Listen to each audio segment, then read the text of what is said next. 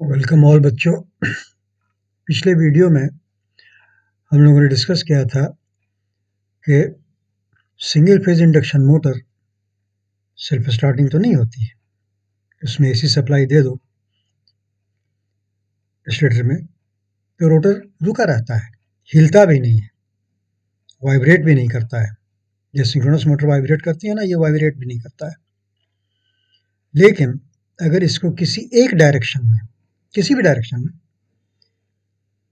तुम एक initial motion दे दो, लात मार के, डंडा मार के, हाथ से, जैसे भी, तो फिर उसी डायरेक्शन में ये एक्सेलरेट करती चली जाती है। और इसको एक्सप्लेन हम लोगों ने किया था डबल रिवॉल्विंग फील्ड थ्योरी के बेसिस पे। ठीक है, आज उसी बेसिस पर हम लोग सिंगल फेज इंडक्शन मोटर का इक्विवेलेंट सर्किट बनाने की कोशिश करेंगे। ठीक है, तो आज इक्विवेलेंट सर्किट की बारी है। चलो, equivalent circuit based on double revolving field theory. तुम लोग चूंकि इंडक्शन मोटर का, थ्री फेज इंडक्शन मोटर का इक्विवेलेंट सर्किट जानते हो, इसलिए ज़्यादा डिटेल में नहीं करूंगा, तुम खुद समझ जाओगे। देखो, सबसे पहले ये देख लो, ये इक्विवेलेंट सर्किट है सिंगल फेज इंडक्शन मोटर का एट स्टैंड स्टिल, मतलब स्लिप का वैल्यू 1 है। ठीक है, याद आ गया? स्टेनमेट्स का IEEE मॉडल जो था, सेम है ना? Stator impedance, rotor impedance at standstill, इसीलिए SX2 डैश नहीं है, राइट? या यहाँ R2 डैश बाई S नहीं है। ठीक है ना? ये है equivalent circuit of single phase induction motor at standstill, S is equal to 1, इसीलिए R2 डैश बाई S में R2 डैश रह गया है। रेफर टू स्टेटर है ये, तुम जानते हो रेफर टू स्टेटर है ये इक्विवेलेंट सर्किट, लिखा नहीं है लेकिन तुम जानते हो, इसलिए कि V1 अप्लाइड वोल्टेज स्टेटर का है। ठीक है, अब गौर से देखो, डबल रिवॉल्विंग फील्ड थ्योरी ये कहती है कि ये जो मैग्नेटाइजिंग करंट ले रहा है ना, ये मैग्नेटाइजिंग करंट दो फील्ड क्रिएट करेगा। देखो कैसे, ये I5 जो है, लेजर पॉइंट निकालता, ये I5 जो है ये हाफ 0.5x5 0.5x5 के थ्रू जा रहा है। टोटल हो गया ना x5, इसको दो पार्ट में डिवाइड कर दिया। आधा x5 ये फॉरवर्ड इंड्यूस्ड ईएमएफ क्रिएट कर रहा है, E फॉरवर्ड, और दूसरा E बैकवर्ड। करंट वही है, करंट वही है, लेकिन डबल रिवॉल्विंग फील्ड थ्योरी मुझे बताती है कि ये एक फॉरवर्ड फ्लक्स क्रिएट कर रहा है जिसका induced EMF at standstill E forward है, और एक बैकवर्ड फ्लक्स क्रिएट कर रहा है जिसका corresponding induced EMF at standstill E backward है। और से देख लो, इसी तरीके से ये जो JX2 डैश था और R2 डैश बाई S था, S तो 1 है, ये आधा हो गया फॉरवर्ड फ्लक्स के लिए J0.5X2 डैश और 0.5 R2 डैश, ये आधे फ्लक्स का है। इसी तरीके से बैकवर्ड फ्लक्स, वो भी तो आधा फ्लक्स है, वो J0.5X डैश 0.5 R2 डैश, इसलिए कि स्टैंड स्टिल पे फॉरवर्ड फ्लक्स और बैकवर्ड फ्लक्स बिल्कुल बराबर होता है। ठीक है, तो ये हो गया equivalent circuit of single phase induction motor at standstill according to double revolving field theory, right? अब नेक्स्ट हम लोग क्या कर रहे हैं, जरा गौर से देखो। उससे पहले मैं तुमको ये बता दूं कि ये पॉइंट और ये पॉइंट इक्विपोटेंशियल होगा कि नहीं। गौर से देखो, I5 ये दोनों इम्पीडेंस बराबर, और इस तरफ जो भी करंट हो दोनों इम्पीडेंस बराबर है ना, तो ये पॉइंट और ये पॉइंट इक्विपोटेंशियल है कि नहीं। अगर इक्विपोटेंशियल है तो इसको ज्वाइन किया जा सकता है कि नहीं। अगले फ्रेम में देखो, इसको हमने ज्वाइन कर दिया because they were equipotential points से ज्वाइन कर दिया।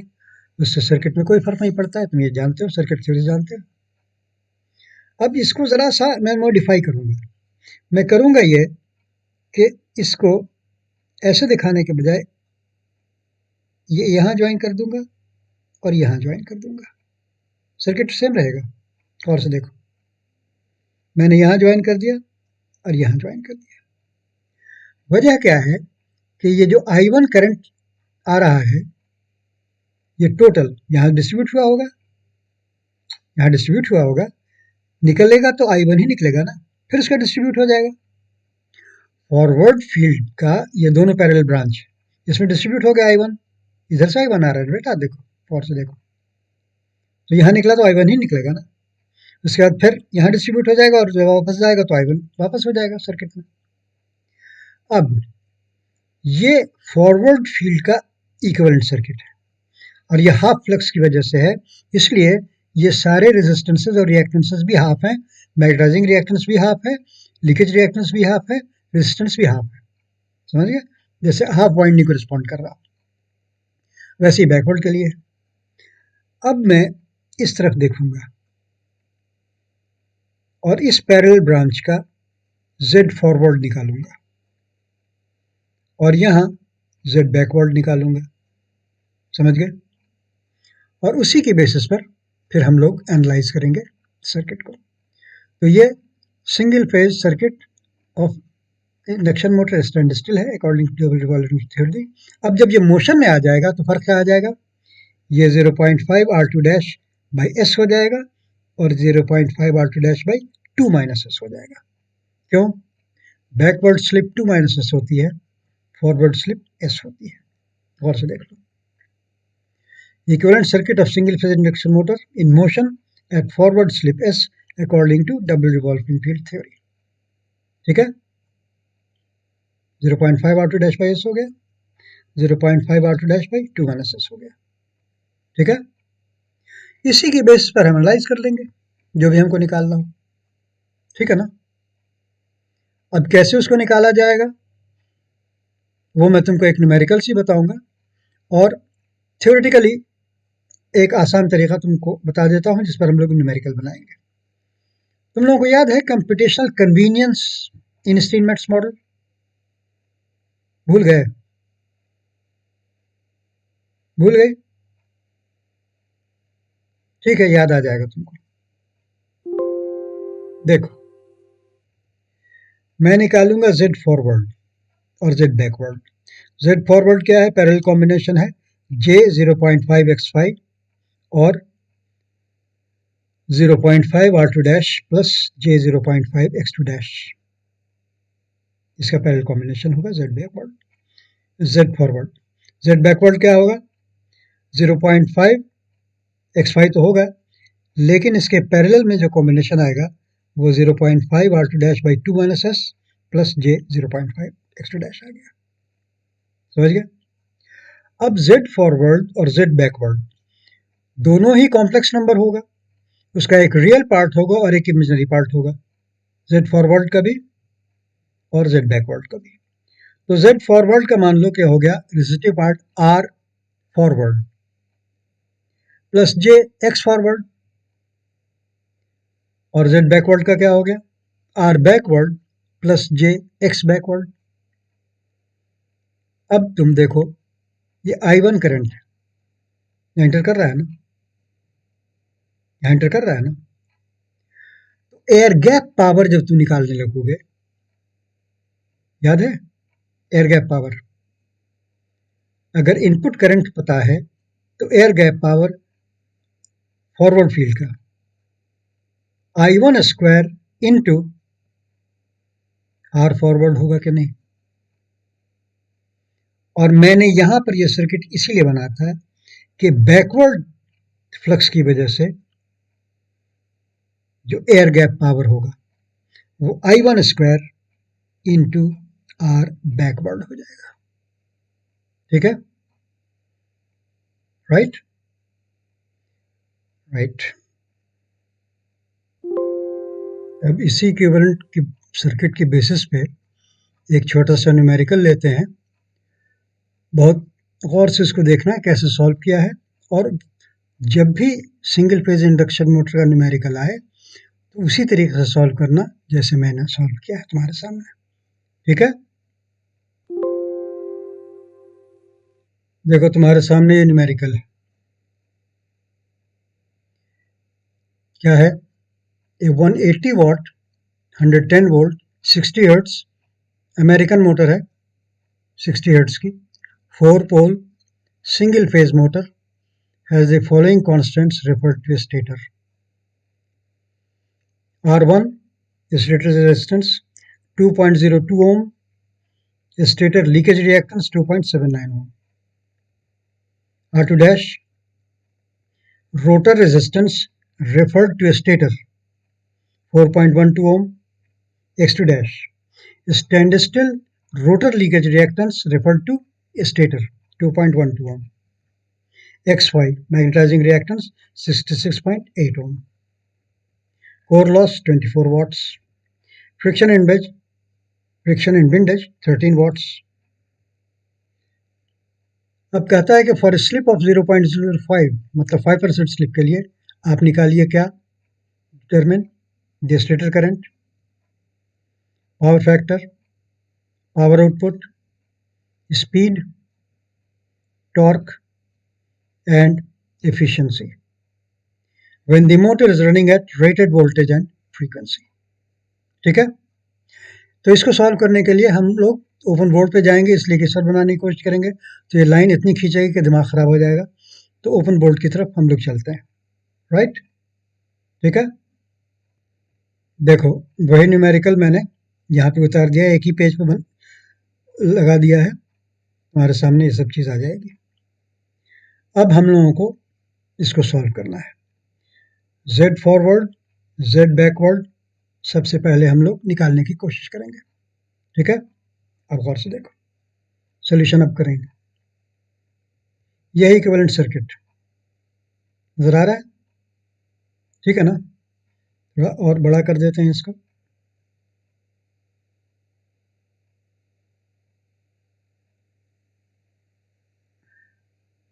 कितना बड़ा कर दें? नजर तो आ ही जाएगा तुमको, इतना काफी है। ठीक है, अब सोल्यूशन करते हैं। यहाँ पे ब्लैक से करते हैं। पेन कहाँ गया? सोल्यूशन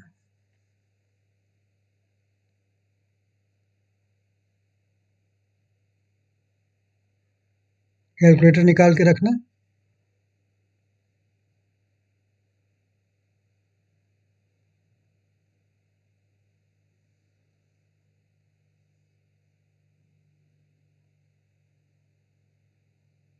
सबसे पहले मैं निकाल रहा हूँ Z forward.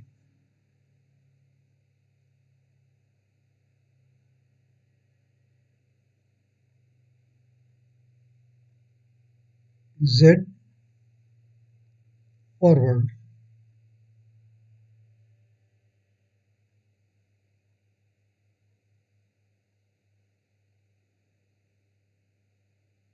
Z forward complex number है, is equal to 0.5 JX5 0.5 J 0.5 X5 in parallel with, बोलो, 0.5 R2 dash by S। 0 ये 5 है, S नहीं है, 0.5 है ये, 0.5। पता नहीं तुम लोगों को 5 नजर आएगा कि नहीं, ये 0.5 है।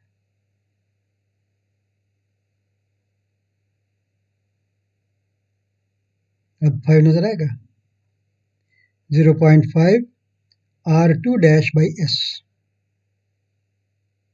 R2 dash बाई स्लिप 5% दिया हुआ ना, प्लस 0.5 x2 डैश जे के साथ, प्लस जे 0.5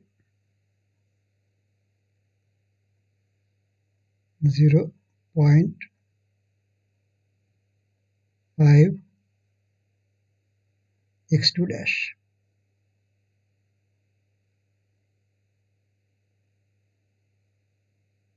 ये पैरेलल कॉम्बिनेशन है।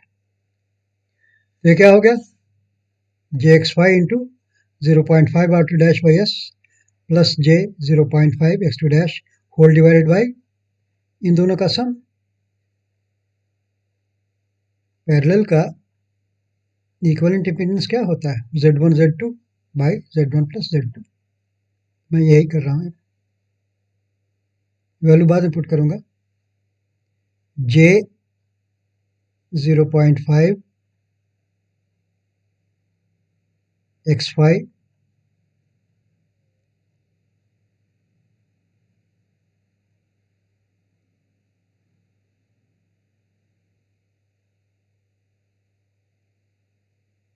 multiplied by 0.5 r2 dash by s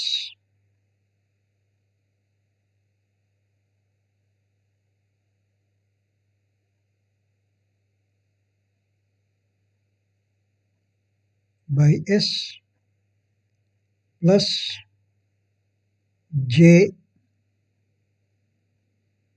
0.5 x2 dash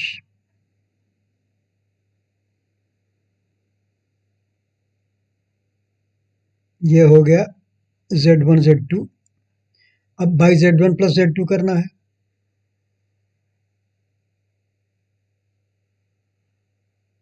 ये क्या हो गया, J 0.5 x5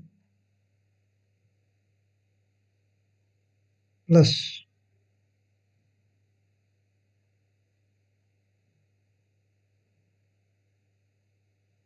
इसको ब्रैकेट में ही कर देते हैं, 0.5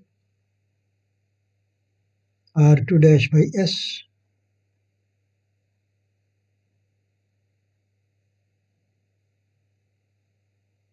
प्लस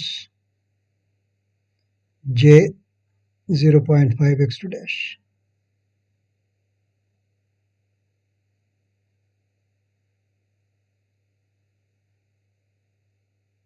x2 डैश ये हो गया। वैल्यू पुट कर दो, वैल्यू पुट कर दो।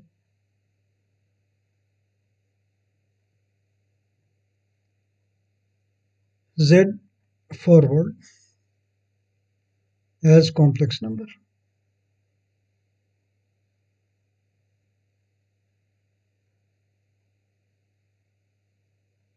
is equal to, value put करो,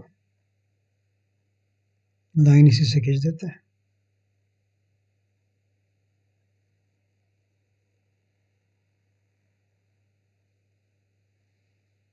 अब और से देखो वैल्यूज, J 0.5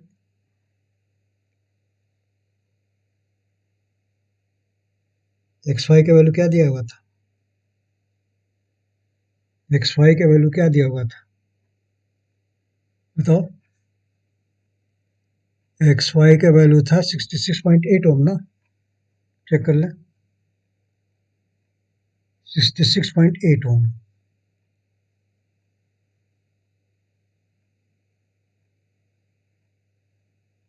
$66.8 ओम।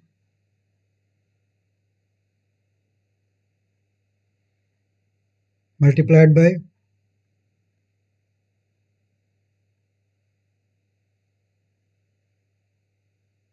मल्टीप्लाइड, ये मल्टीप्लिकेशन की जरूरत नहीं होती है लिखने की, 0.5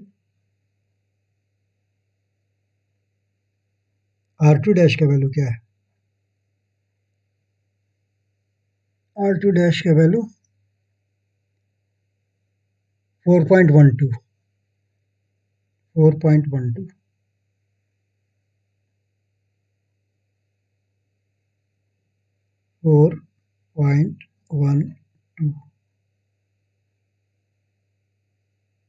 डिवाइडेड बाई एस का वैल्यू है 0.05 प्लस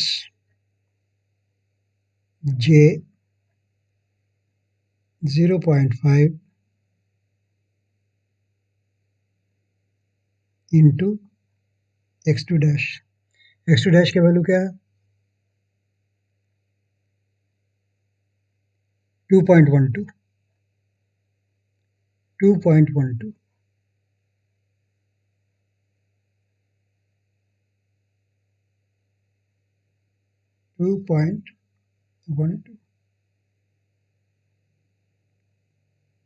ठीक है, divided by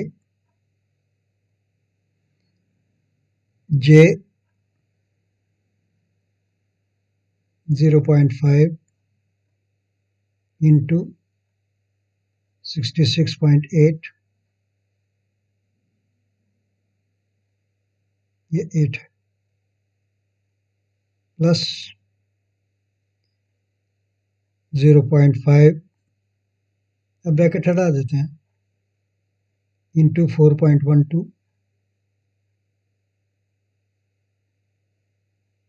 divided by 0.05 5% slip है plus J 0.5 multiplied by 2.12।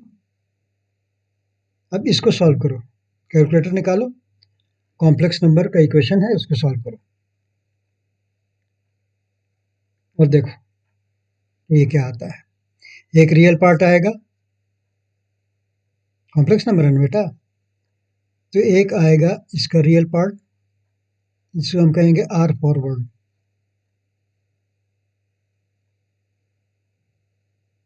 Plus J X forward,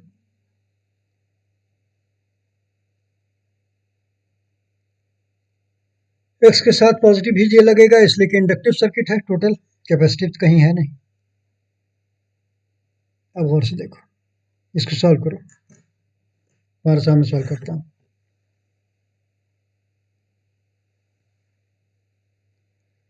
0.5 into 66.8 आई, मैं तो फ्रैक्शन यूज करता हूँ,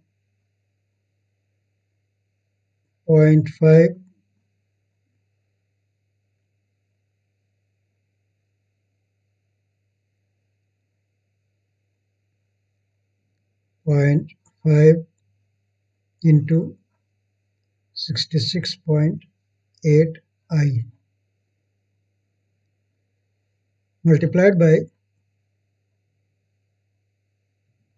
within brackets 0.5 into 4.12 by 0.05। चलो फिर फ्रैक्शन यूज कर लेते हैं, plus 0.5 into 4.12 divided bye 0.05 plus 2.12 0.5 into 2.12 0.5 into 2.12 I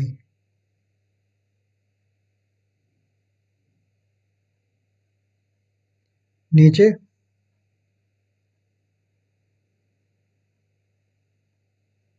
0.5 into 66.8 I 66 है ना बेटा, 66 की जगह हमने कर दिया 6 सिर्फ 0.5 इंटू 66.8, यही सब गलती हो जाती है। 0.8 I plus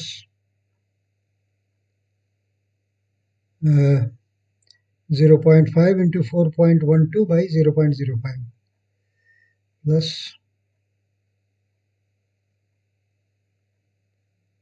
0.5 into 4.12 divided by 0.05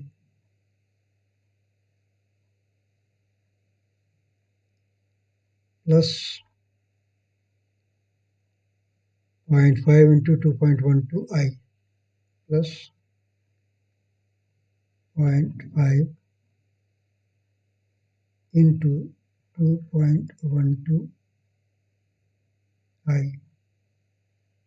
देखो ये पूरी स्ट्रिंग मैंने लिख दिया। अगर सही लिखा होगा तो इसका जवाब सही आ जाएगा। और से देखो, अभी इक्वल टू करते हैं, सिंटैक्स एरर दे दिया, कहीं पर सिंटैक्स में गलती कर दिया होगा, करेक्ट करने की कोशिश करते हैं। एक जगह ब्रैकेट छूट गया था। आंसर देखो, रियल पार्ट और इमेजिनरी पार्ट इसका देखो। रियल पार्ट है इसका 15.9314 है, तो 15.931 कर देते हैं 3 डेसिमल प्लेस तक। तुम लोग खुद से करके देख लेना। 15.931 ये रियल पार्ट है। इमेजिनरी पार्ट है इसका 20.0748 है, तो 20.075 कर देंगे। देख लो, 20.075 कर देंगे plus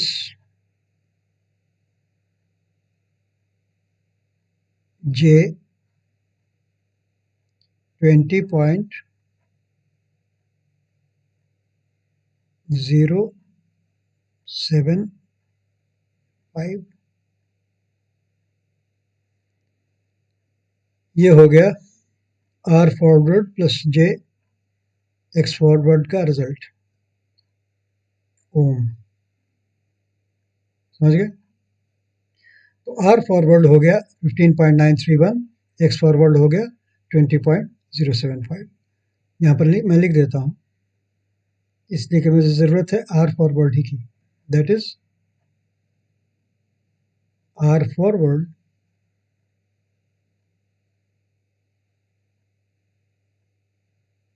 is equal to 15.931 ohm 31 ये काम की चीज है। अब निकालना है हमको जेड बैकवर्ड। जगह है यहाँ पे Z backward. Now Z backward, now Z backward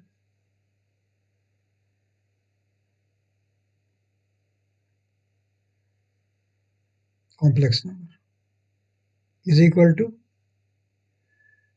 backward circuit देखो J 0.5x5 J 0.5x5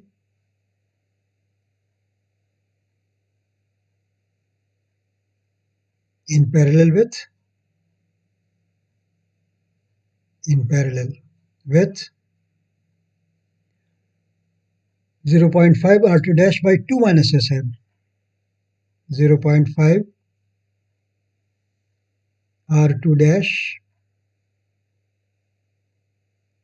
divided by 2 minus S कब करना है 2 minus S plus 0.5 x2 dash ज़ाहिर है J के साथ प्लस जे 0.5 x2 डैश। इसके पैरेलल कॉम्बिनेशन का तुमको कैलकुलेशन करना है। अब इस पेज पर तो जगह है नहीं, तो नेक्स्ट पेज चलते हैं। तो ये हो गया z फॉरवर्ड, z बैकवर्ड,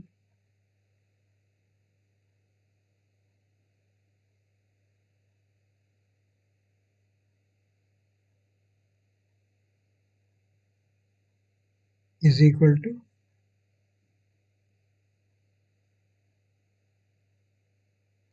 मैं तो रिप्ले में जाकर के सिर्फ s को 2 माइनस एस से चेंज करूंगा और कुछ नहीं करूंगा। तुम लोग भी रिप्ले की आदत डाल लो। देखो ये हो गया जे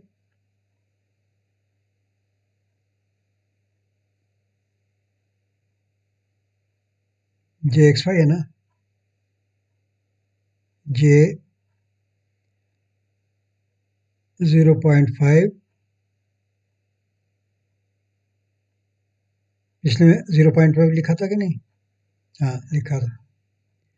जे 0.5 इंटू 66.8 था ना, 66.8, ठीक, 66.8 इंटू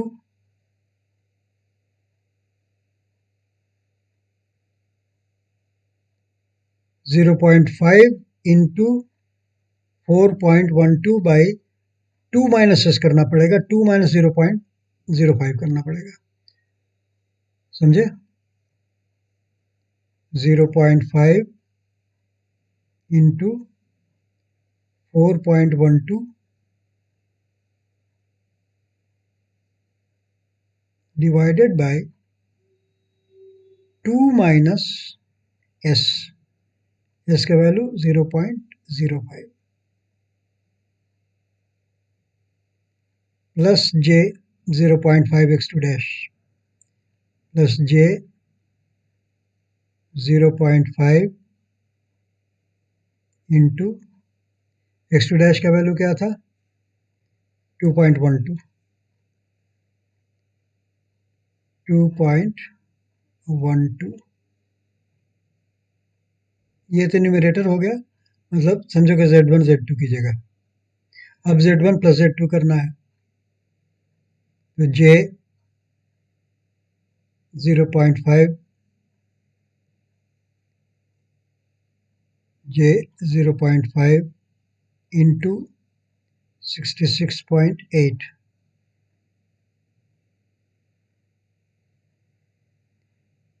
प्लस यही चीज 0.5 into 4.12 divided by 2 minus 0.05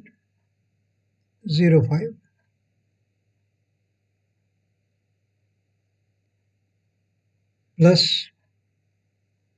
J 0.5 into 2.12, इसको सॉल्व करो। इससे तुमको मिल जाएगा R backward plus J X backward, R backward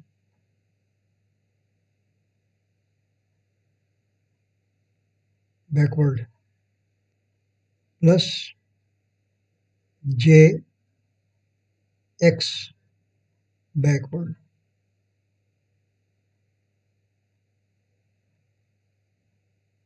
calculate करो। मेरा तो कैलकुलेटर ऑफ हो गया, तो रिप्ले फंक्शन में अब जाने की गुंजाइश नहीं है, तो फिर से कैलकुलेट कर देता हूँ। जे 0.5 इंटू 66.8, 0.5 इंटू 66.8 आई, जे तो लेता नहीं है बेटा, मल्टीप्लाइड बाय ब्रैकेट में सिंटैक्स में यही ब्रैकेट बंद करना मैं भूल गया था शायद। अब ये आ गया 0.5 इंटू 4.12 0.5 इंटू 4.12 बाई 2 माइनस 0.05 तो 1.95 लिख देते हैं यार। 1.95 लिख देते हैं उसको। 1.95 इतनी समझ तो है ही। Plus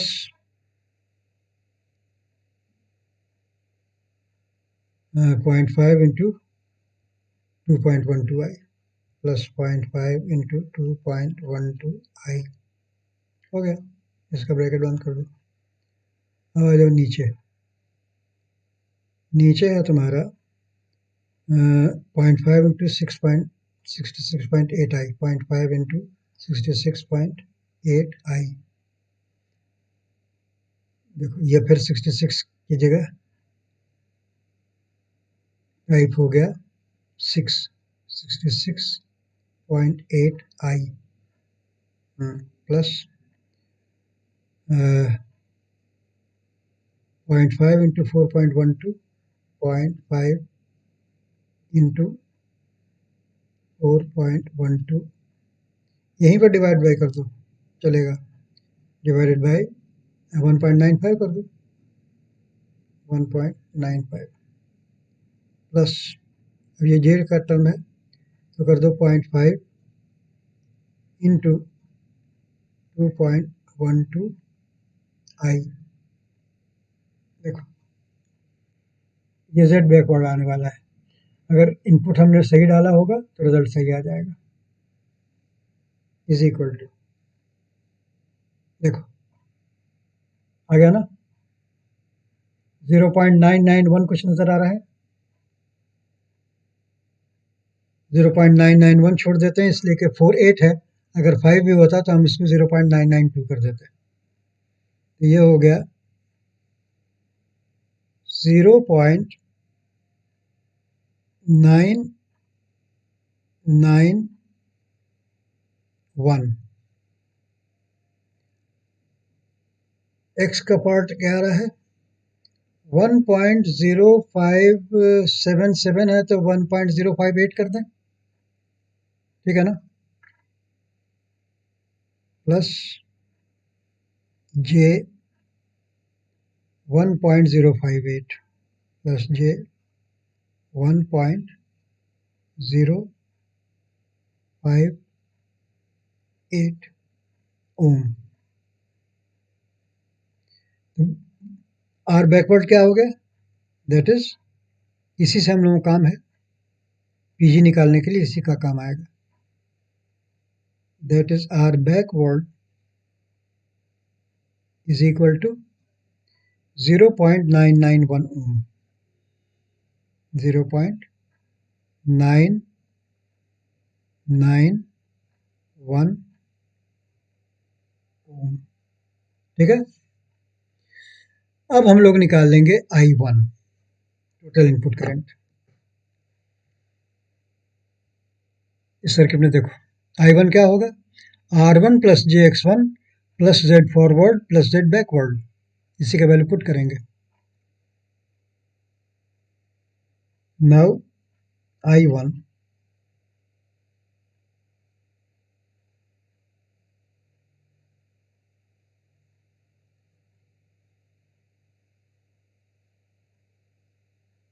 as complex number is equal to applied voltage V1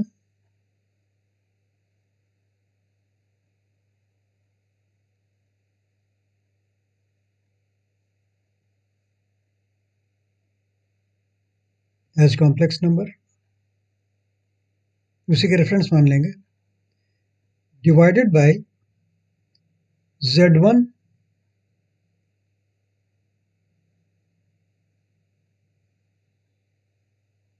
stator impedance which is R1 plus JX1 plus Z forward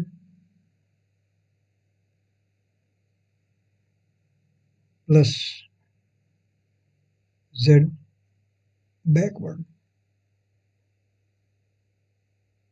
value put कर दो,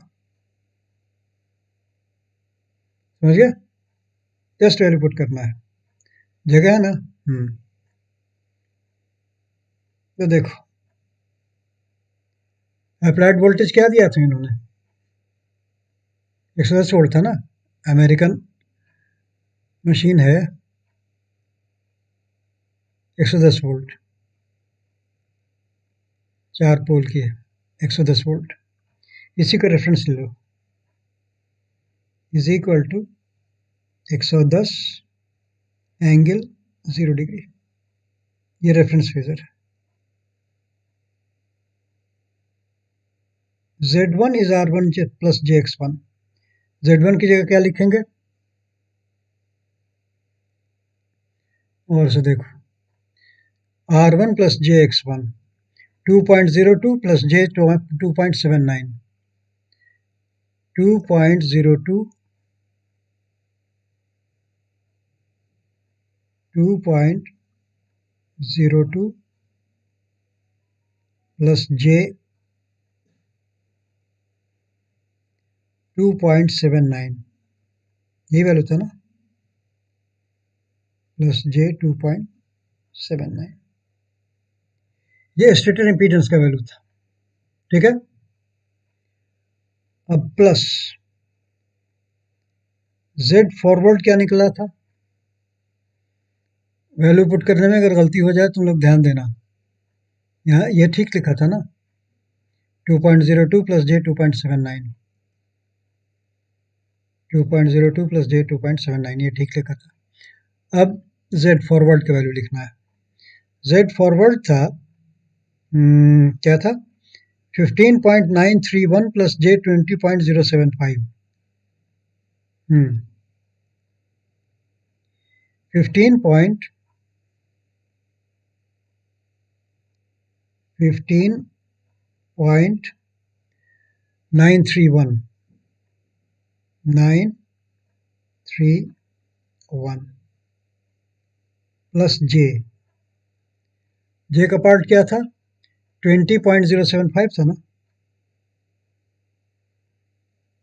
20.075,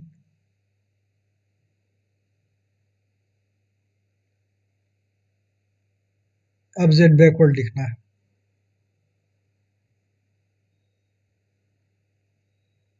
प्लस Z बैकवर्ड का वैल्यू पुट करो। Z बैकवर्ड का वैल्यू था 0.991,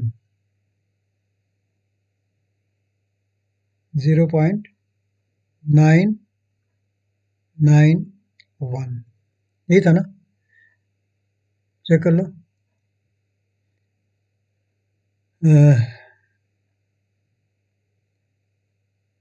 अच्छा ये तो ऊपर ही होगा ना, यही तो है 0.991 प्लस J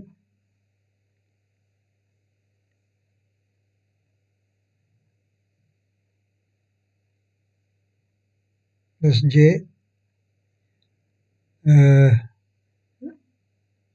1.058 प्लस J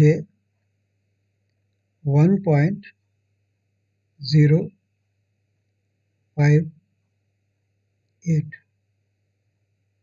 इसको सॉल्व करो, कितना आता है ये,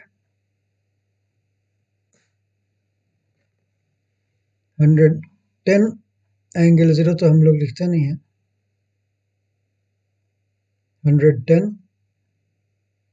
डिवाइडेड बाय 2.02 प्लस 2.79i हो गया, plus 15.931 plus 20.075 plus 0.991 plus 1.058i, देखो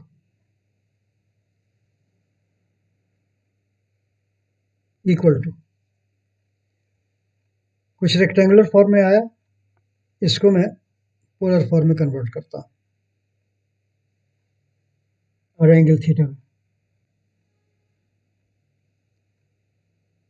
यह आ गया 3.60489 तो 3.605 कर दूंगा और एंगल -51 समथिंग आ रहा है, गौर से देख लो।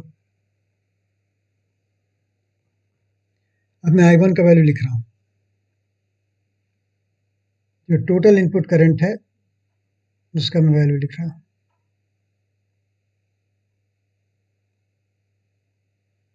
I1 is equal to 3.605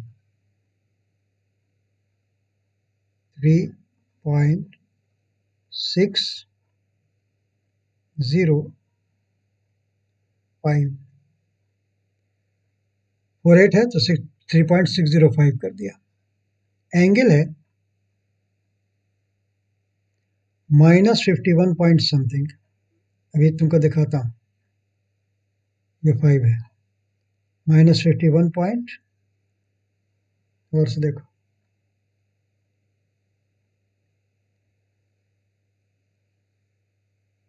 628 है पॉइंट के बाद, उसको 63 कर दें तो -51.63, डिग्रीज। तो कुछ आंसर तो डायरेक्ट तुमको यहीं पर मिल गया। क्या क्या पूछा था, पूछा क्या क्या था? स्टेटर करंट, पावर फैक्टर तो यहीं पर मिल गया,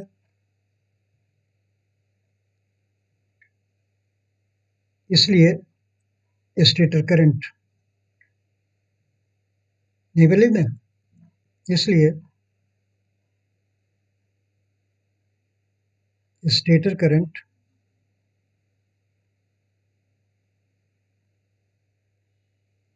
I1 is equal to 3.605 ampere.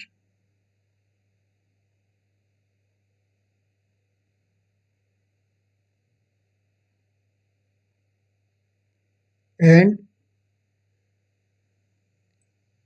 Power factor पूछ रहा था ना, नाम क्या दिया था? पावर फैक्टर, ज़ाहिर है इनपुट पावर फैक्टर की बात हो रही है,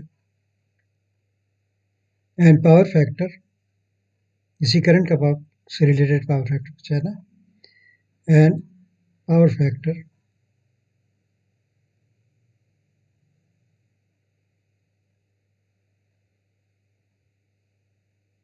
is equal to cos 51.63,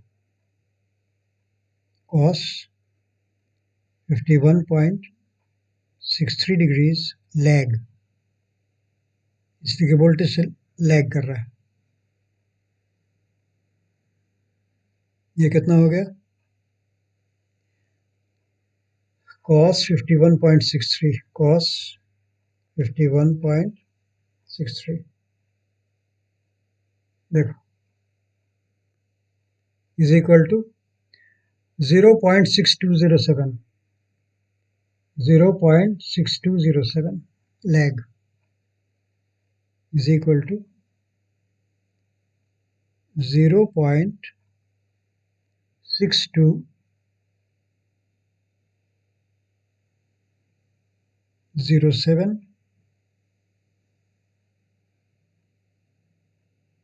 lag.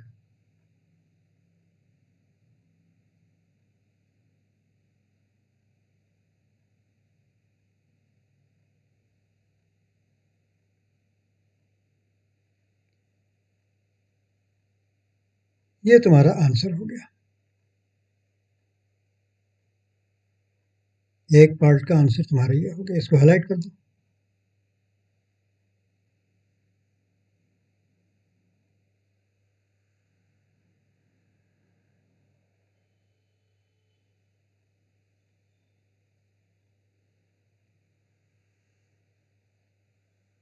ये तुम्हारा आंसर हो गया। स्टेटर करंट और पावर फैक्टर का ये आंसर हो गया। अब आगे क्या पूछता है?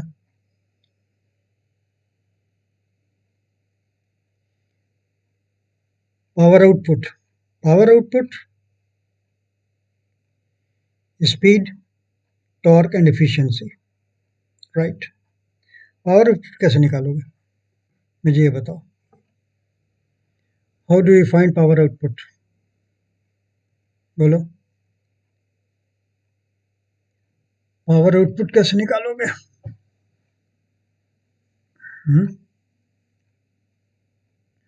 तुम करो ये कि air gap power forward field का निकालो और air gap power backward field का निकालो। हियर, यहाँ पर जगह है? जगह नहीं, दूसरा पेज ले लें, एक पेज ऐड कर दो।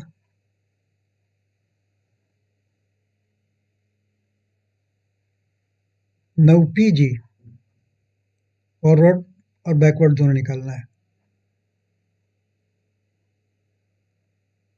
Now the air gap power PG, तुम लोग जानते हो पीजी को हम कहते हैं एयर गैप पावर या rotor input, corresponding to forward field, PG forward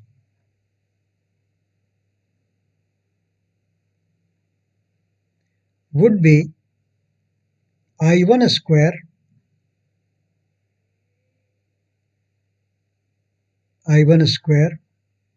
into R forward। Steinmetz का जो इक्विवेलेंट सर्किट था उस वीडियो को जाकर के देखो, इंटू आर फॉरवर्ड। तो पीजी फॉरवर्ड क्या हो गया?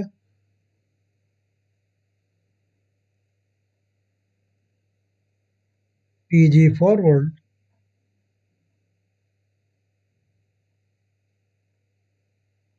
I1 का वैल्यू क्या था?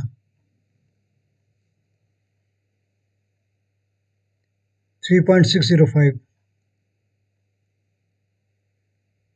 3.605 होल स्क्वायर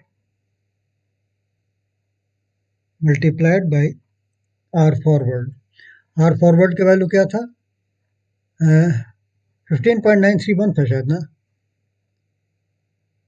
15.931। यहाँ तो लिखा ही होगा 15.931, ठीक है। 15.931 इंटू 15.931, ये वॉट्स में आएगा।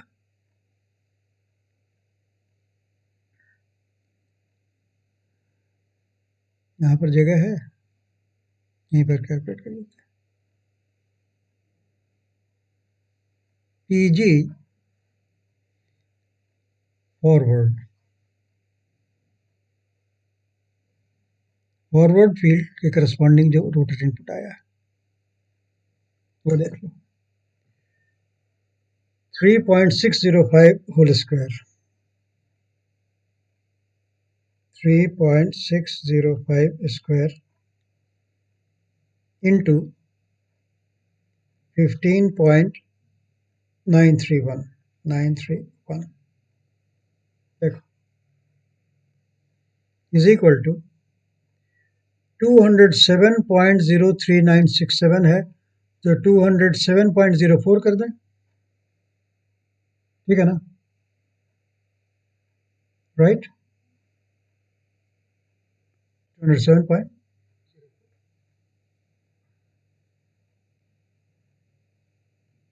ये है air gap power of the forward field, 207.04 watts।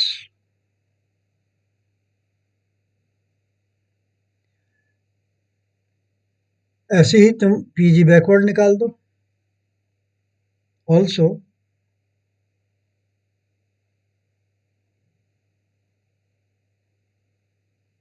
the air gap power corresponding to backward field, Pg backward.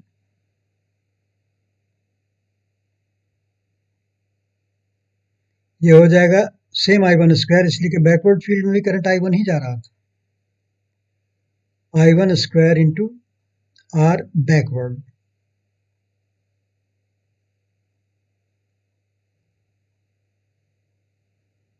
R backward. ये क्या हो गया? Pg बैकवर्ड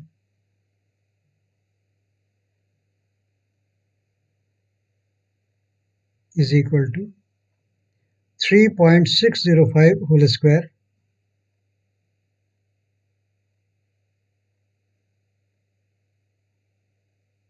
ये 5 है whole square multiplied by R backward. क्या था? आर बैकवर्ड था 0.991 0.991 0.991. ये हो गया Pg backward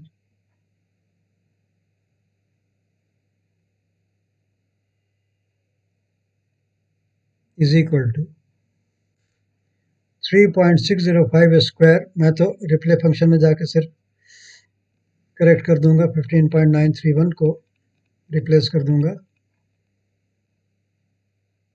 0.991 से.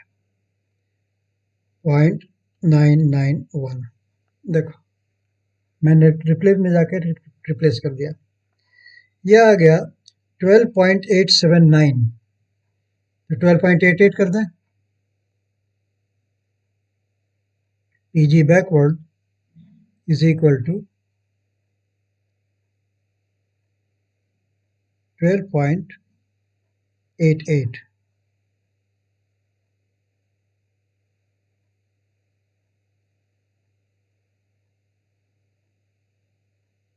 watts. 12.88 watts. ये था air gap power forward field के फ्लक्स का और बैकवर्ड के फ्लक्स का. अब देखो यहां पर आंख बंद करके तुमको ये सोचना है कि जो फॉरवर्ड फील्ड का एयर गैप पावर देगा वो फॉरवर्ड टॉर्क देगा और बैकवर्ड फील्ड का air gap power backward torque देगा. तो टॉर्क के लेवल पर एक दूसरे को ये अपोज करेंगे, जबकि पावर के लेवल पर ये दोनों ऐड होंगे. इसलिए कि सप्लाई से जब तुम पावर लोगे वो इन दोनों का सम लोगे. सप्लाई से जो पावर लोगे वो इन दोनों का सम लोगे, डिफरेंस नहीं लोगे. लेकिन जो टॉर्क क्रिएट होगा वो एक दूसरे को अपोज करेगा. सोर्स सेम है लेकिन एक फॉरवर्ड टॉर्क क्रिएट कर रहा है और एक बैकवर्ड टॉर्क क्रिएट कर रहा है. इसलिए अब हम लोग निकालेंगे फॉरवर्ड टॉर्क पहले, देन फॉरवर्ड टॉर्क. आउटपुट वगैरह बाद ही निकालेंगे. Then forward torque T forward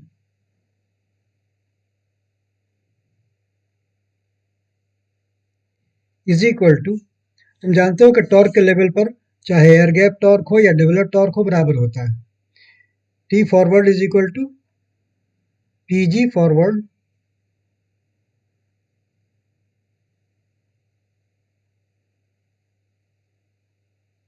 by forward field की स्लिप बाय S. कितना हो गया ये?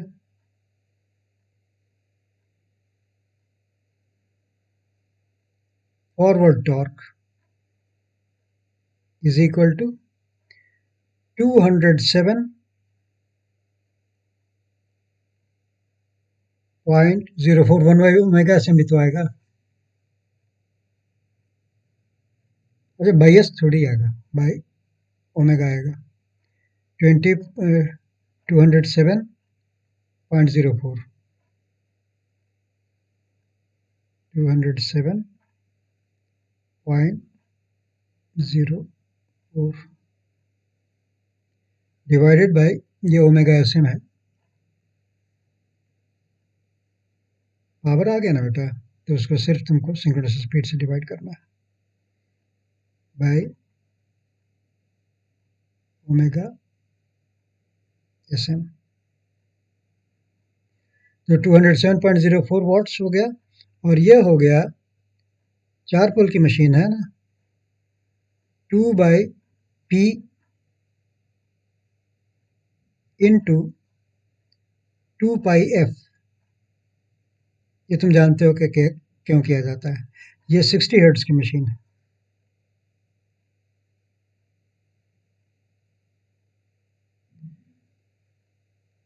इससे तुमको कितना मिल गया, टी फॉरवर्ड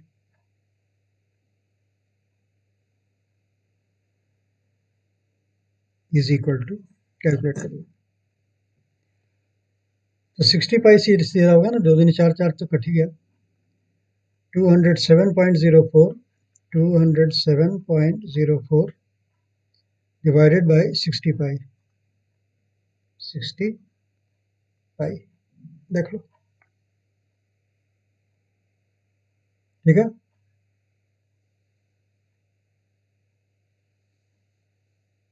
ये कितना हो गया,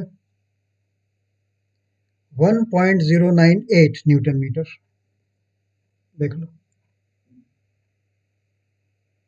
1.098 newton metre is equal to 1.098 newton metre. इसी को सिंक्रोनस वॉट्स भी कहते हैं। ये टी फॉरवर्ड आ गया। ऑल्सो अब हमको बैकवर्ड टॉर्क निकालना है, T backward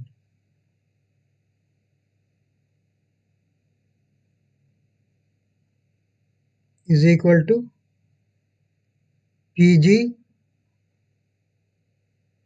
backward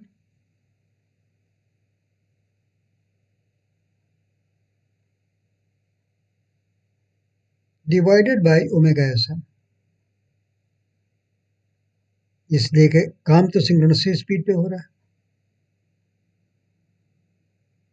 is equal to PG backward था 12.88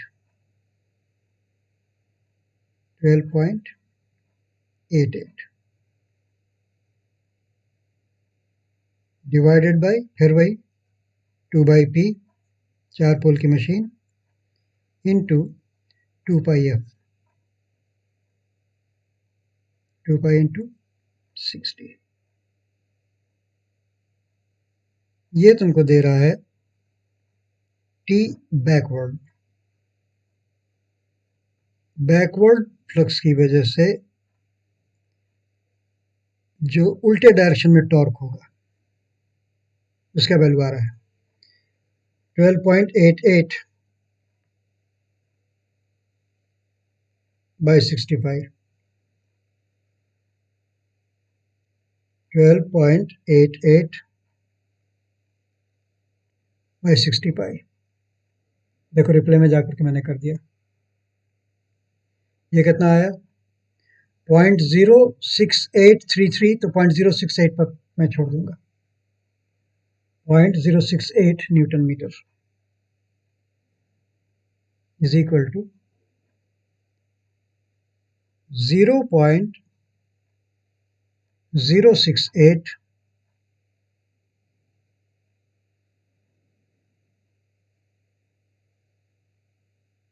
न्यूटन मीटर।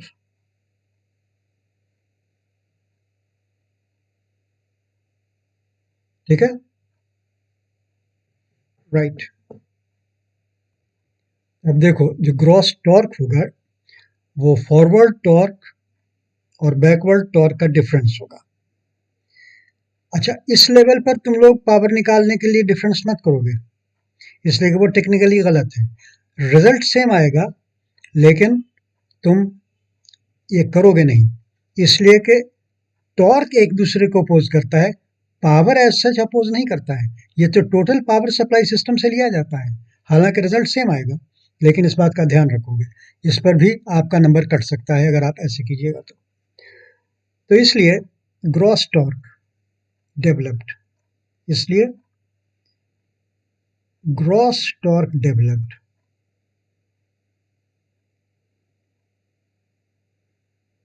ग्रॉस टॉर्क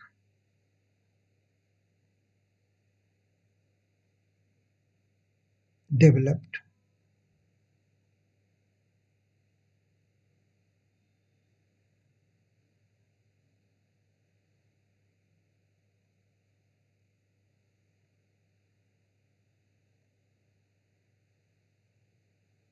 इसको मान लो कि तुम कहो टीडी, डेवलप टॉर्क।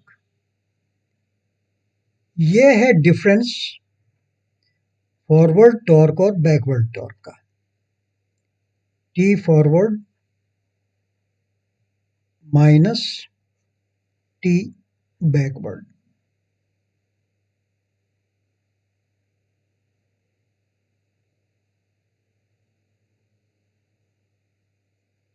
तो ग्रॉस टॉर्क डेवलप क्या निकला, इनका difference.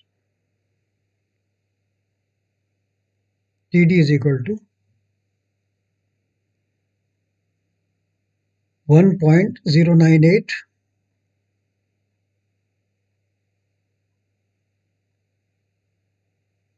Minus 0.068 newton metre.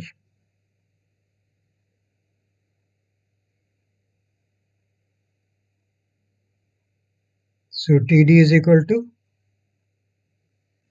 1.098 minus 0.068.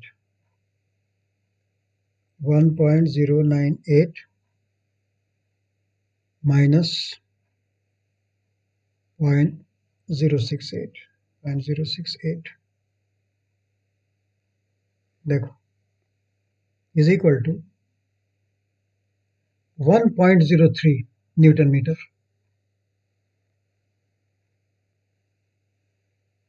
is equal to 1.03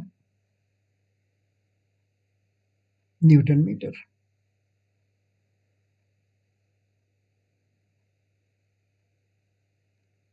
अच्छा, अब इसको तुम अगर ओमेगा एसएम से मल्टीप्लाई कर दो तो वो इन दोनों पावर का सम का डिफरेंस आ जाएगा।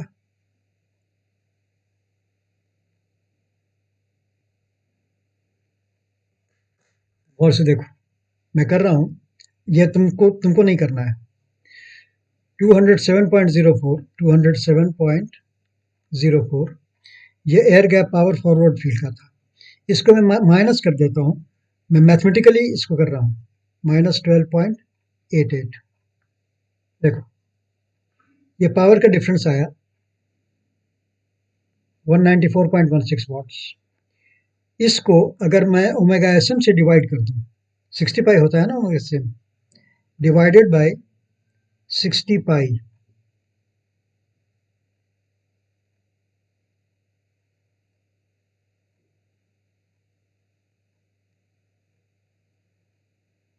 डिवाइडेड बाय 60 पाई है ना,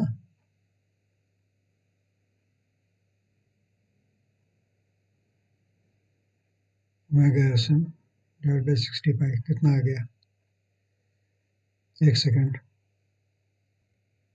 ये जो दोनों का डिफरेंस है पावर का 194.16, इसको डिवाइड कर दो ओमेगा एसएम से 60 पाई से, divided by answer divided by bracket में डालना होगा, इसलिए कि पाई को अलग से डाल दो तो गलत कैलकुलेशन कर देता है।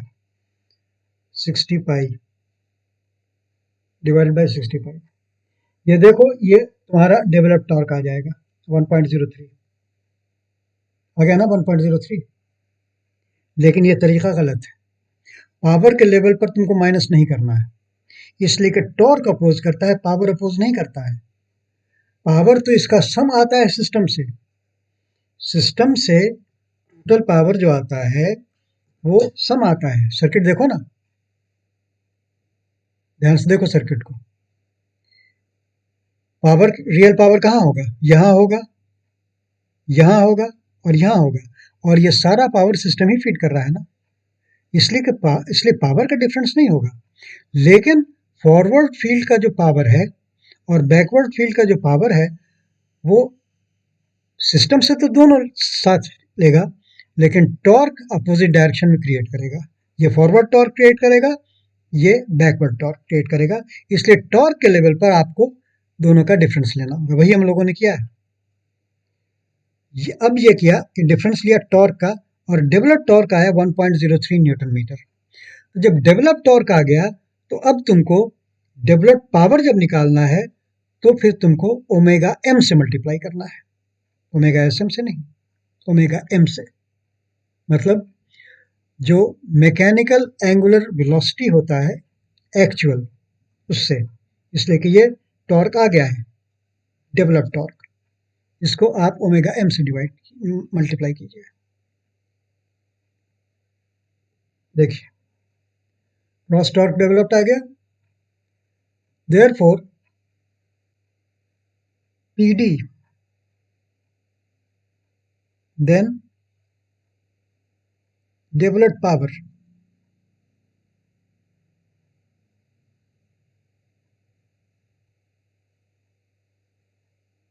PD is equal to TD into omega m।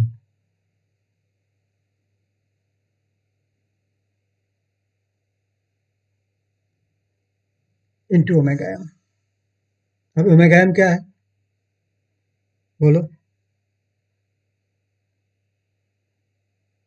PD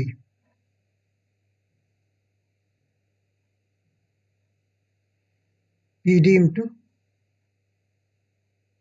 PD is equal to TD है तुम्हारा 1.03 newton metre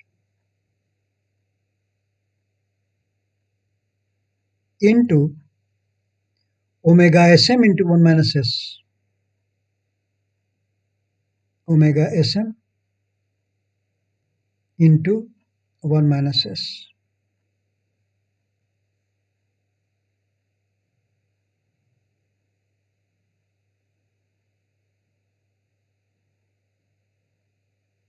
actual forward slip से माइनस करोगे, रिजल्ट देख लो। Total power developed is equal to 1.03 multiplied by omega sm is 2 by P into 2 pi f, 2 pi into 60 whole multiplied by 1 minus 0.05, 5% slip, forward slip 5%। तो finally जो developed power तुमको निकला PD is equal to, calculate करो इसको, 1.03 multiplied by 65 है,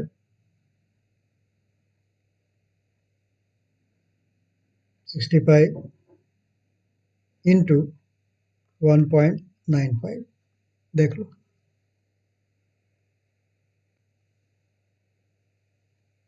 बराबर is equal to कितना आ गया? PD। अच्छा 60 पाई का चक्कर फिर हुआ होगा, एक सेकेंड। हाँ 1 - 0.05 होगा ना, मैंने 1.95 कर दिया था, 2.95 करके देखो, इसका वैल्यू आ गया 184.44। 184.44, ठीक है, उसका 2 है तो 184.44 वाट्स आ गया। PD is equal to 1.03 into 60 pi कर दिया था मैंने, इंटू 0.95 कर दिया था, यह आ गया 184.44 वाट्स, ठीक है, ये तुम्हारा डेवलप्ड पावर आया। अब आउटपुट पावर के लिए क्या करोगे, जो पावर डेवलप्ड हुआ फ्रिक्शन विंडेज वगैरह में जाएगा ना, आउटपुट पावर तुम्हारा इससे माइनस करके निकलेगा।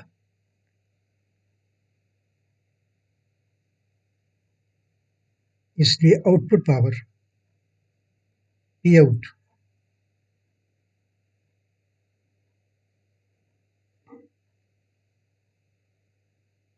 Is equal to PD minus P rotational.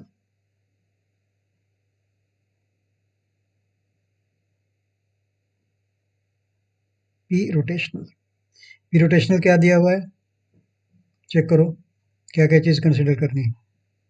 स्टेनमेंट्स model याद करो।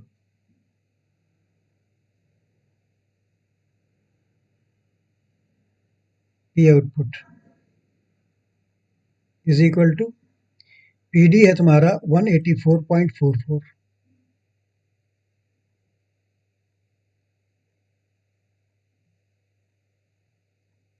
रोटेशनल लॉस में क्या क्या चीज आएगी चेक करो। Core loss 24 watts, friction and बेंजेस 13 वाट्स, दोनों का सम आएगा 24 प्लस 13 माइनस 24 प्लस 13, ये तुम्हारा आउटपुट पावर आ गया। फाइनल शेफ पे जो तुमको पावर मिलेगा वो ये है, P output is equal to 184.44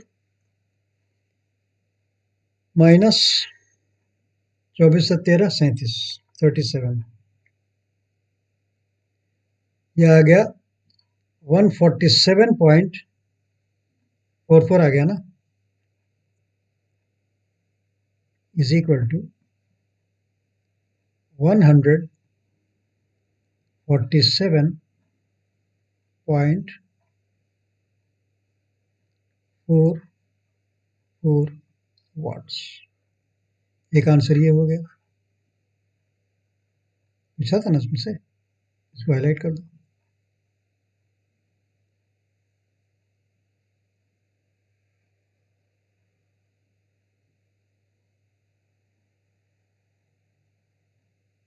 ये फाइनल तुम्हारा आउटपुट पावर हो गया, ठीक है। अब तुमसे आउटपुट टॉर्क ही पूछता है, इसको ओमेगा एम से डिवाइड करो। नेक्स्ट पेज पे जाओ,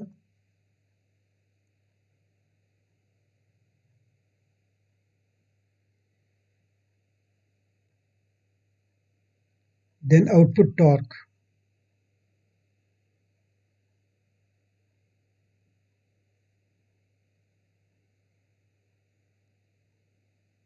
मतलब जो लोड टॉर्क के बराबर हो जाएगा, then output torque is equal to P output divided by omega m, actual angular velocity in mechanical radian per second. तो पी आउट तुमने क्या निकाला था? 147.44 147.44 147.44 whole divided by omega m, same omega sm into 1 minus s, 2 by 4 into 2 pi into 60 into 1 minus 0.05. Calculate करो, ये torque कितना आया? Output torque T out कर दो,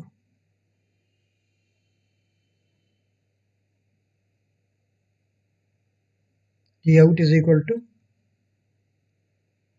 147.44 divided by 60 pi multiplied by 0.95. देखो ये कितना आ गया,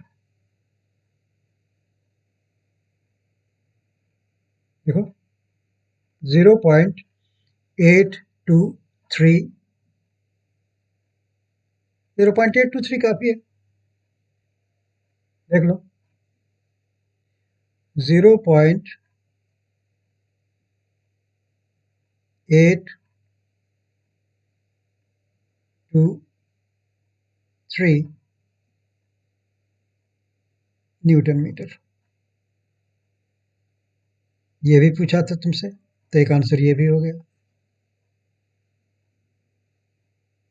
इसको भी हाईलाइट कर दो।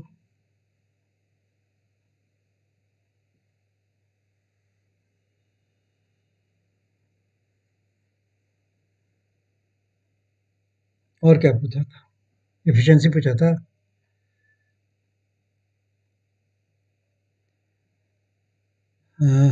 स्पीड, टॉर्क एंड एफिशिएंसी, अच्छा स्पीड ही पूछा है, टॉर्क एंड एफिशिएंसी, तो स्पीड तो तुम्हारी निकल ही गई। स्पीड तो हम यूज करते ही आए हैं शुरू से, ओमेगा एम स्पीड है ना,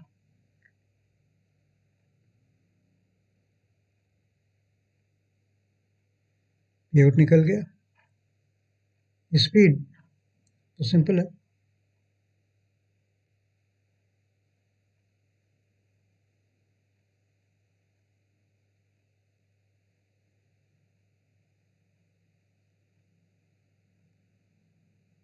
स्पीड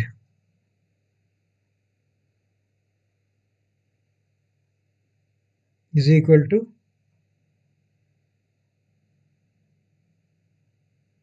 एक्चुअल स्पीड, आरपीएम में चाहिए। Speed is equal to omega M, omega M कितना होता है? 2/p इंटू 2 पाई इंटू 60, ये ओमेगा एस एम हो गया, इंटू 1 माइनस एस 0.05 हो गया, इंटू स्पीड जो आरपीएम में होता है इंटू 60/2 पाई होता है ना,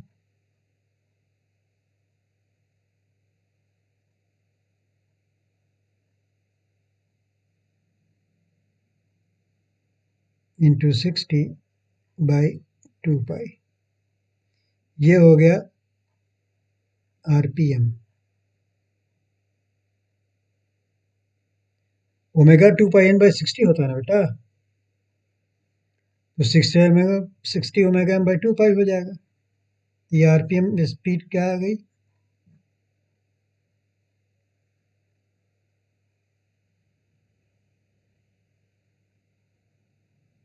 स्पीड इज इक्वल टू 2 पाई तो ऐसे ही कट गया यार, 4 ऐसे ही कट गया, पाई ऐसे ही कट गया, तो बचा क्या? 60, 3600,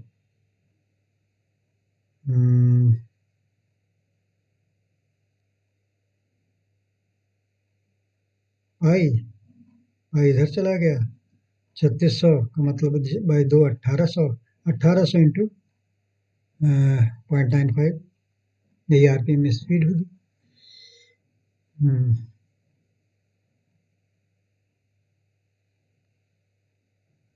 आरपीएम में स्पीड निकालना है, चलो निकाल देते हैं। 65, सिर्फ 60 रखते हैं, 60 इंटू 0.95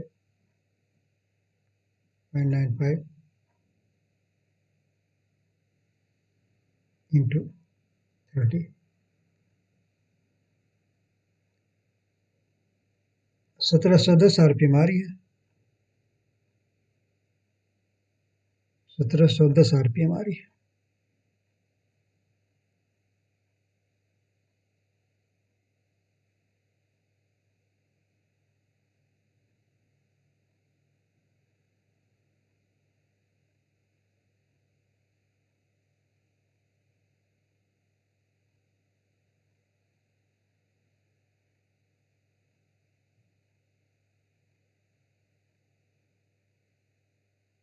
सत्रह सौ 10 आरपीएम,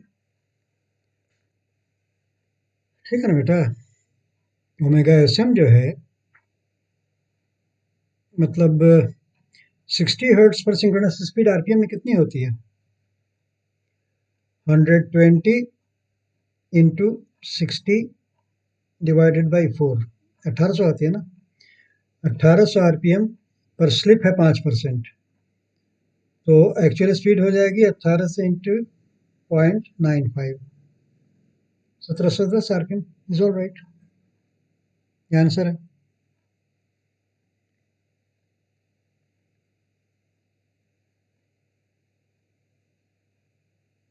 इसको हाईलाइट कर दो।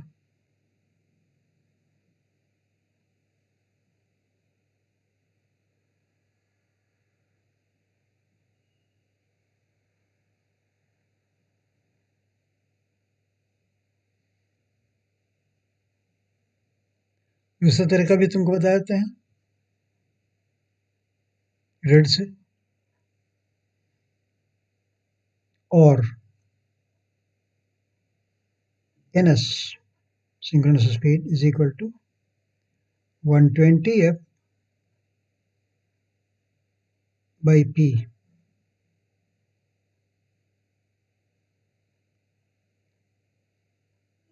तो सिंक्रोनस स्पीड आरपीएम में क्या हो गई?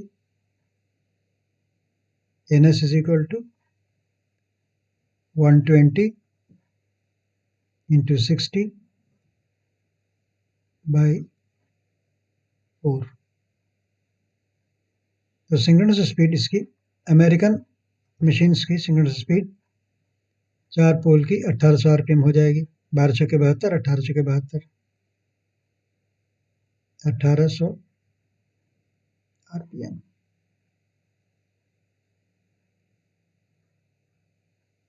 ठीक है, इसलिए n is equal to ns into 1 minus s, तो n क्या हो गया? 1800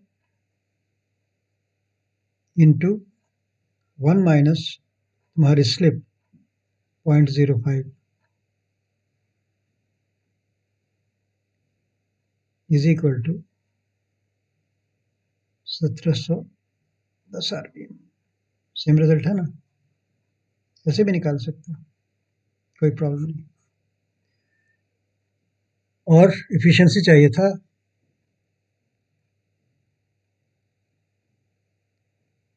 स्पीड निकाल दिया, टॉर्क निकाल दिया, एफिशिएंसी। एफिशिएंसी के लिए इनपुट निकालो, टोटल इनपुट पावर क्या हो गया?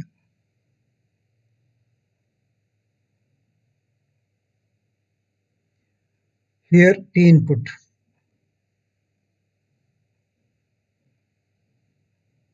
here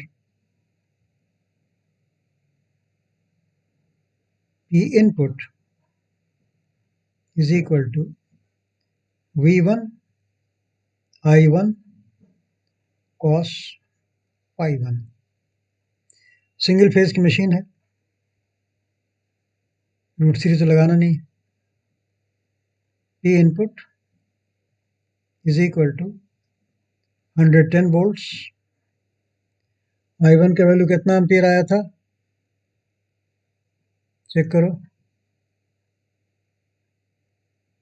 I1 का वैल्यू 3.605, 3.605 याद रखो,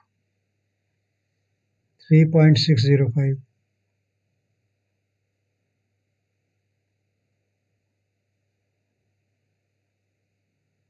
into power factor. Power factor क्या आया था,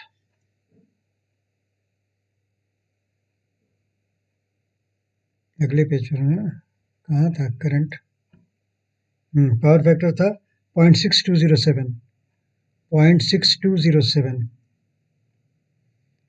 0.6207, 0.6207 watts.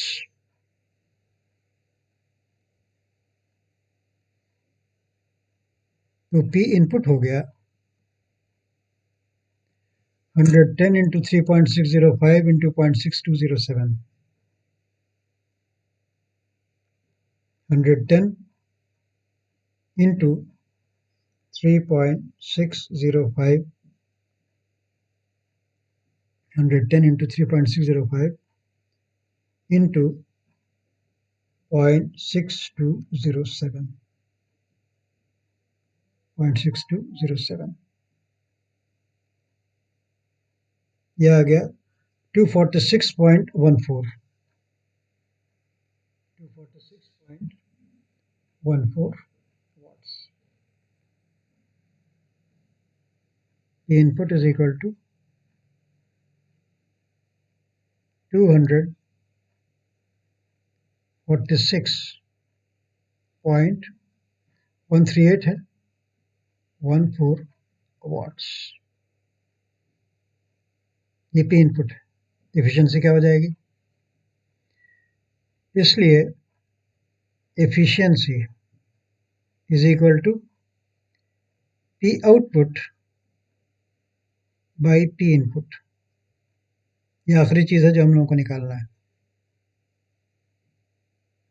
वैल्यू पुट कर दो. P आउटपुट से मैंने निकाला था 147.44,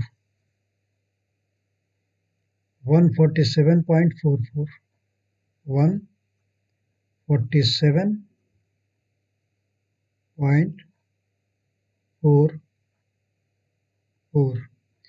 इनपुट आ गया 246.14.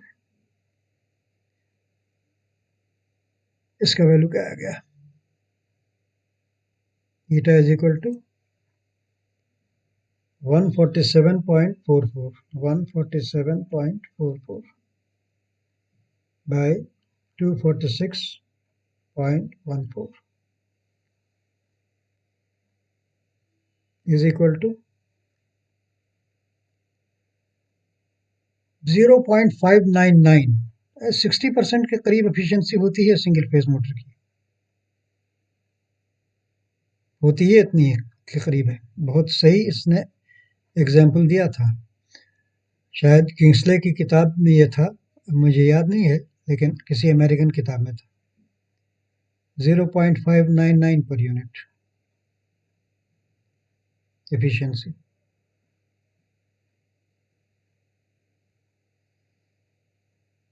is equal to 59.9%.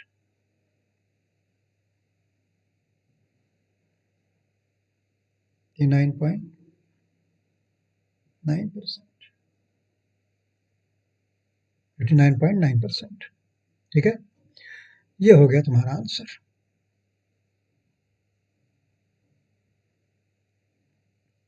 This is your answer.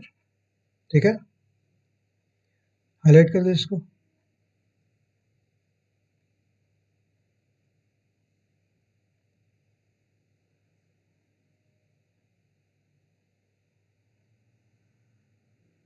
सब चीज निकल गई ना?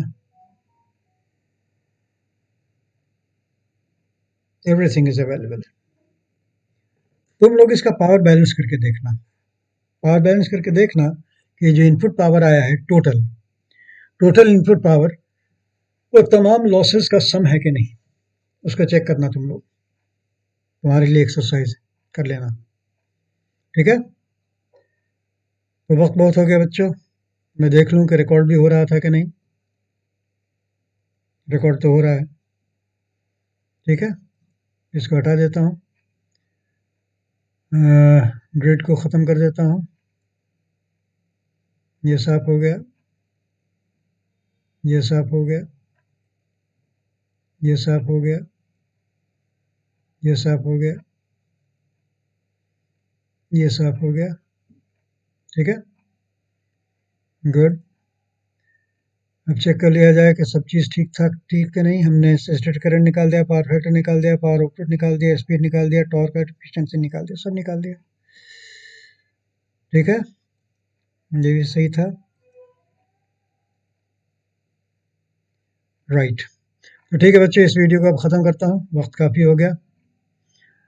इजाज़त दो। Have a nice day. I wish you all the best. Goodbye and good luck.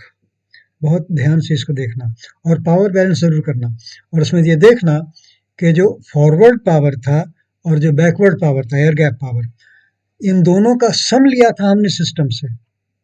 System से दोनों का सम लिया था, लेकिन अंदर आकर के एक ने फॉरवर्ड टॉर्क क्रिएट किया, एक ने बैकवर्ड टॉर्क क्रिएट किया, तो टॉर्क के लेवल पर अपोजिशन हुआ। समझ गए?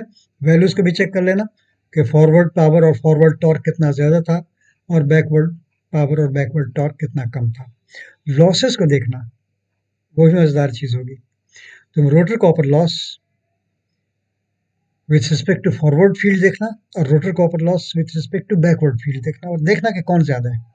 ठीक है, ये एक्सरसाइज तुम पर छोड़ता हूँ। ठीक है बच्चों, तो अब इजाज़त दो। I wish all the best, शायद मैं कह चुका। Goodbye and good luck. तुम्हारे सामने वीडियो रिकॉर्डिंग को स्टॉप कर रहा हूँ। Stop recording, stop.